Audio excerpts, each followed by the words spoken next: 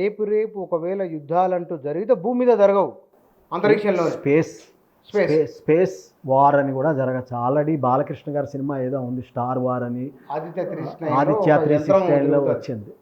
So దాన్ని ఊహలో పెట్టుకుని ఎంతైనా భారతీయులే ఇవందరు ఒక మంచి ఐడియాని ఇస్తే దాన్ని డెవలప్ చేసుకున్న వాళ్ళే. మన గ్రంథాల్లోనే ఉన్నాయి కదండి, నేను ఆయుర్వేద శాస్త్రం గురించి అన్నిటిని చూసే చేశారు. టైం మెషిన్ అది.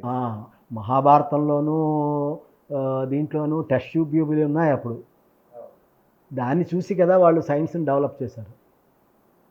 వాళ్ళు తెల్లవాళ్ళ గొప్పతనం ఏమీ లేదు దీంట్లో. మన జాతే ఫస్ట్, తర్వాతే దాని ద్వారా జ్ఞానాన్ని మనం ముందుకు సాగాం. అన్ఫార్చునేట్లీ మనం తెల్లవాళ్ళ బతుకులో ఉండడం బట్టి కొంచెం వెనకబడ్డాం. ఇప్పుడు గత 10 సంవత్సరాలుగా చాలా ముందుకు పోతున్నాం అనేది నా అభిప్రాయం. సో ఈ డిఫెన్స్ పర్పస్గా కూడా అది కూడా చూస్తున్నారు. రెండోది యాస్ట్రాయిడ్లతోటి కూడా మనకు కొన్ని సమస్యలు ఉన్నాయి. వాటిని కూడాను దీంట్లోంచి మనం ఏమైనా ఎదుర్కోవచ్చా? ఏ సమస్యలు ఉన్నాయి? యాస్ట్రాయిడ్స్ అని ఇప్పుడు మనం శాటిలైట్లు, ఇప్పుడు భూమి ఇవన్నీ ఎలా తిరుగుతున్నాయో సూర్యమండలం నుంచి సూర్య ఫైర్స్ అని జరుగుతాయి, సన్ ఫైర్స్ అని.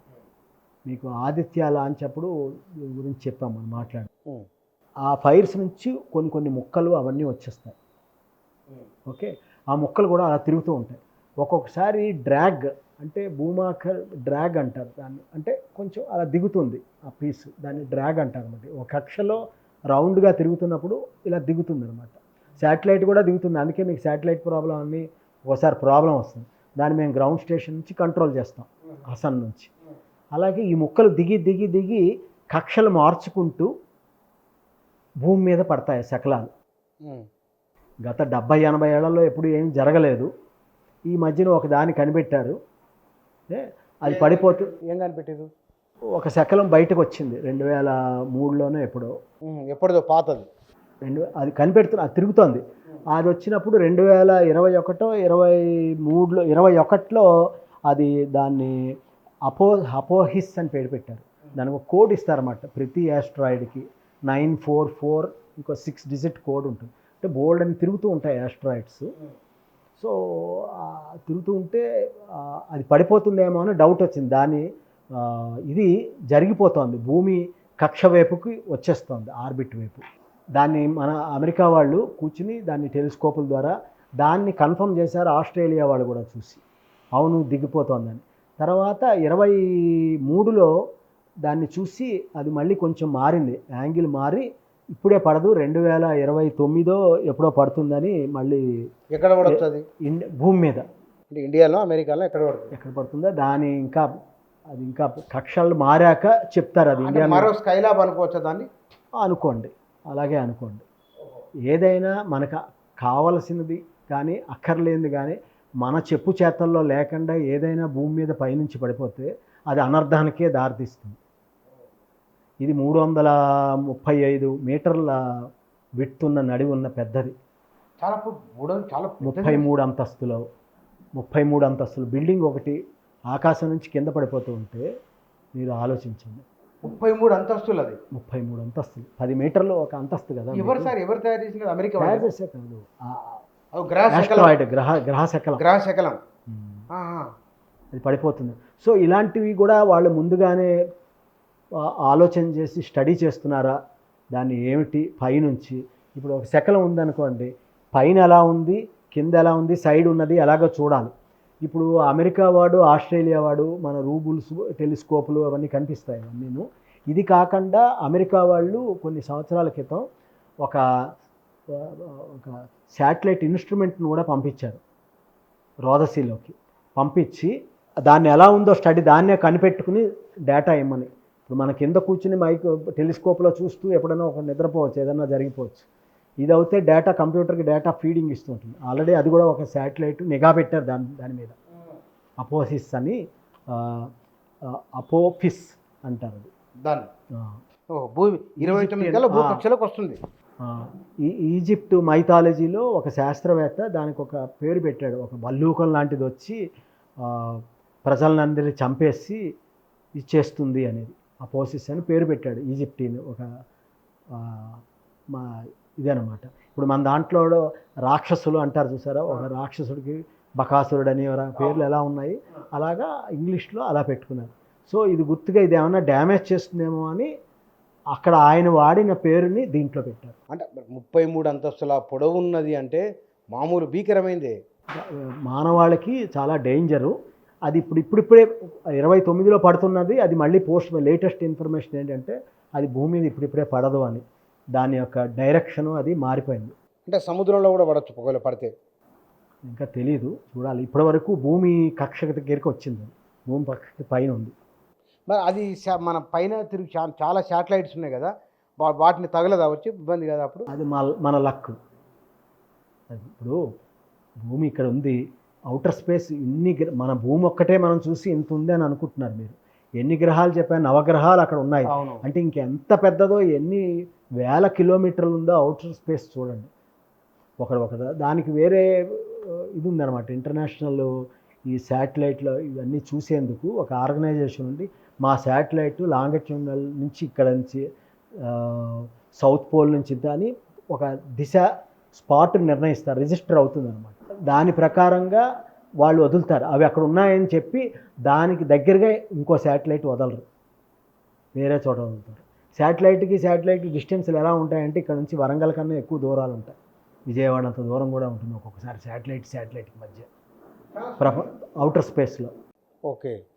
ఇప్పుడు ఈ మధ్య ఈ ఇళ్ళల్లో ఈ వేస్టేజ్ ఎట్లయితున్నదో, 2-3 ఛార్జర్లు కొంటారు, 2-3 ఫోన్లు కొంటారు, ఫోన్లో బ్యాటరీలు ఉంటాయి, అన్నీ తీసుకొచ్చి ఒక ఇంట్లో ఒక బుట్ట అవుతాయి. అట్లనే ఈ వేస్టేజ్ ఎట్లయితే భూమి మీద పెరుగుతున్నదో అంతరిక్షంలో కూడా శాటిలైట్ వేస్టేజ్ పెరిగిందని అంటున్నారు. అది ప్రమాదం అంటాం, నిజమేనా? 2-3 రకాల ప్రమాదాలు ఉన్నాయండి. ఇప్పటి వరకు మున్సిపల్ కార్మికులు సమ్మె చేస్తే రోడ్ల మీద చెత్త బయటికి ఎలా వస్తుంది? రకరకాల చెత్త, ప్లాస్టిక్ నుంచి, గుడ్డల నుంచి, కూరగాయల నుంచి, అన్నం నుంచి, చనిపోయిన చిన్న చిన్న జంతువుల వరకు, ఎలకలు, పిలకలు అన్నీను, బార్బర్లు వేసే వేస్ట్ దగ్గర నుంచి అన్నీ ఉంటాయి, అన్ని రకాల వేస్ట్. అలాంటి చెత్తలు ఎలక్ట్రానిక్ శాటిలైట్లో వాడే పదార్థాలు అన్ని రకాలు కూడా. ఇప్పుడు నిన్న చెప్పా, కొన్ని రోజుల క్రితం ఒక రష్యన్ శాటిలైట్ పేలిపోయిందని. వాడుకలో లేని శాటిలైట్ పేలిపోయింది రకరకాల కారణాల వల్ల. సో అలాగ అవన్నీ డిస్ట్రిబ్యూట్ అయిపోయి ఉన్నాయి. ఆ చెత్తనంతే ఏరి వేయాలి.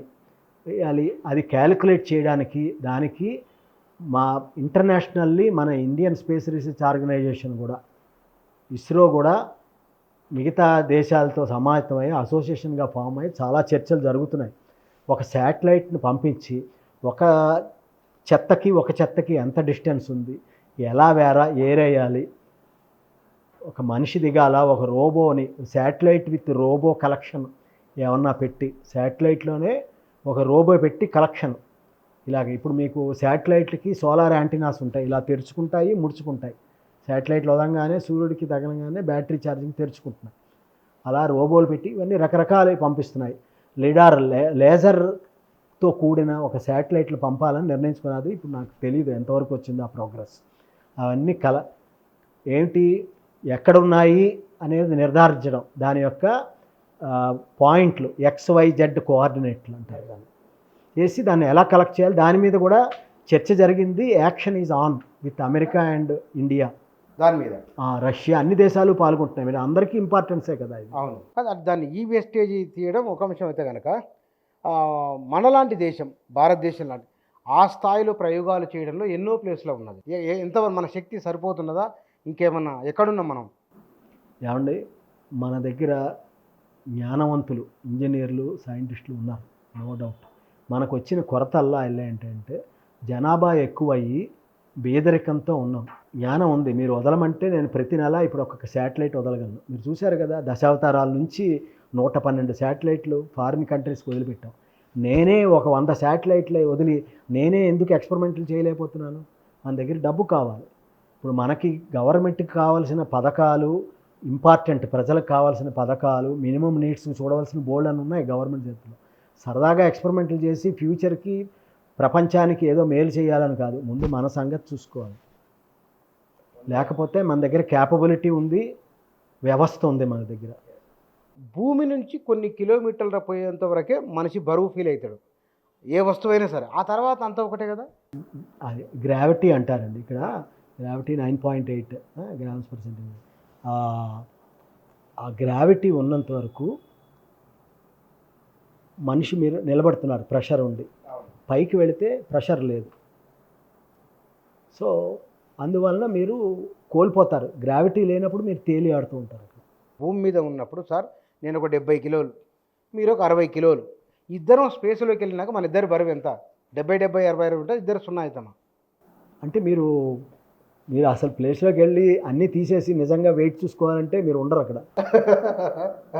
ఇట్ ఈజ్ అప్రాక్సిమేట్ క్యాలిక్యులేషన్స్ చేశారు, ఇంత ఉండేది తగ్గుతారు, అది ఉన్నాయి, ఏదో ఫిగర్లు ఉన్నాయి, అంటే ఆ వేరియేషన్ ఉంటుంది అక్కడికి వెళ్ళినా కూడా. ఆ వేరియేషన్ ఉంటుంది. పోతే పైకి వెళ్ళాక మనం ఈ స్పేస్ షూట్స్ అవన్నీ వేసుకుని దాన్ని మెయింటైన్ చేస్తారు అక్కడ, లేకపోతే మనిషి బతకలేడు కదా పైకి వెళితే. అవును, అదే మరి ఆ టెక్నాలజీ అంటే, స్పేస్ టెక్నాలజీ అంటే. ఇప్పుడు ప్రయోగాలు అంటే సునీత విలియమ్స్ చేస్తున్న ప్రయోగము భవిష్యత్తు తరాలకు, భవిష్యత్తు మానవాళి అంతరించిపోకుండా ఉండడానికి కొన్ని ప్రయత్నాలు ఇప్పుడు జరుగుతున్నాయి. ఇది యాస్ట్రాయిడ్ ఉపద్రవాలు ఉన్నాయి, యాస్ట్రాయిడ్స్ నుంచి కానీ, అవును, శాటిలైట్ నుంచి రేపు వార్ జరిగితే ఏమిటి, కమ్యూనికేషన్ వ్యవస్థ అంతా పాడైపోతే అన్నీ మొత్తం ప్రపంచం బంద్ అయిపోతుంది, మీకు మీరు ఏమీ చేసుకోలేరు. ఏమండి ఈవేళ రేపు సిగ్నల్ సిస్టమ్ కూడాను కంప్యూటర్ మోడల్ వచ్చేసింది మనకి, ఎక్కడ రైళ్ళు అక్కడ ఆగిపోతాయి, మీకు జీవితం ఆగిపోతాయి కదా సార్. ఫోన్ గంట సేపు పని చేయకపోతేనే జనం ఇట్లా అయిపోతారుగా, ప్రపంచం ఆగుతుందా? ప్రపంచం ఆగిపోతుంది. అవన్నిటినీ ఎలా ఎదుర్కోవాలి, ఆ థ్రెట్ ఉంది కొన్ని దేశాల నుంచి. ఎవరన్నా పిచ్చివాళ్ళు ఉంటారండి కొంతమంది, ఒక దేశ నాయకులు ఏమైతే అయింది అనేది ఇదివరకు చూశారు కదా, నాగాసాకి జపాన్లో అది వేసేశారు. అప్పుడు ఎవరో రియాక్షన్ వల్ల వాళ్ళు అలా వేసి పాఠం చెప్పాల్సింది, అప్పుడు అంతా చిన్న సైజ్ అనుకోండి. ఇప్పుడు మీకు చెప్పేది అదే కదా, ఈ న్యూక్లియర్ వారు శాటిలైట్ నుంచి కూడా చేయొచ్చని. కొలాప్సింగ్ అయిపోయాయి, వ్యవస్థలు ఏమి ఉండవు, బ్యాంకులు, విమానాలు, రైళ్ళు, స్కూళ్ళు, ఫోన్లు, కరెంటు. అలాంటి వాటిని ఫ్యూచర్లో మనం ఎలా అరికట్టాలి అనేది కూడా ఒక రీసెర్చ్ జరుగుతోంది. దాంట్లో ఇది కూడా ఒక భాగం అవ్వచ్చు. మీరు చేసిన ప్రయత్నం కూడా వీళ్ళు సునీత గారు వీళ్ళు వెళ్ళిన మన దేశము ప్రపంచ మానవులకు మన వ్యాక్సిన్ ప్రపంచానికి ఎక్స్పోర్ట్ చేయగలిగినాం. ఇవాళ మనం ఈ శాటిలైట్లు తీసుకుని వెళ్ళి ఇస్రో మన అంతరిక్షంలో ఒక గైడెన్స్ ఇచ్చే స్థాయికి, లేకపోతే మనం ఉన్నాం అమెరికాతో పాడడానికి. నిన్న మొన్న మా సోమనాథ్ గారు, మా ప్రజెంట్ చైర్మన్ గారు చెప్పారు, డాక్టర్ సోమనాథ్, ఆయనతో మేము కలిసి పనిచేసాం. అద్భుతమైన అడ్మినిస్ట్రేటివ్ క్యాపబిలిటీస్ ఆయన, ప్లస్ డెసిషన్ మేకింగ్. అందుకే ఆయన చెప్పారు మేము రెడీగా ఉన్నాం ఇంటర్నేషనల్ స్పేస్ స్టేషన్తో కానీ ఆస్ట్రేలియా, అమెరికా, రష్యాతో కొలాబరేట్ చేసి. మీకు చెప్పాను చూసారా, 335 మీటర్లు ఉన్న ఈ యాస్ట్రాయిడ్ హపోసిస్, అది పడిపోకుండా దాన్ని డైరెక్షన్ ఏమైనా మార్చాలన్నా చేయాలంటే మా వంతు సహాయం మీతో మేము పార్టిసిపేట్ చేయగలమని ఆయన డిక్లేర్ చేశారు. ఈరోజు మన దగ్గర ఆ క్యాపబిలిటీ ఉంది. అంటే గ్రాస్ డైరెక్షన్ మార్చి దాన్ని సముద్రంలోకి పంపించవచ్చు, అక్కర్లేని చోట ఎక్కడైనా పడేయచ్చు, ఇంకా తప్పదు అంటే దాన్ని రకరకాలుగా చిన్న చిన్న ముక్కలుగా చేసి ఇంపాక్ట్ తగ్గించవచ్చు. శాటిలైట్ నుంచి ఇంకొక వ్యవస్థని పంపించి కింద నుంచి దాని ఇప్పుడు దాని షేప్ ఈవెన్గా ఉండదు. 335 అంటే కాస్త పొడుగ్గాను, ఒక చోట ఎత్తు పల్లం ఉంటుంది కదా, ఎక్కడ తేలిపాటిగా ఉంది అనేది స్టడీ చేయొచ్చు. రాయి అది కూడా రాయి లాంటిదే, శకలం, mixed with stone and all. Yeah.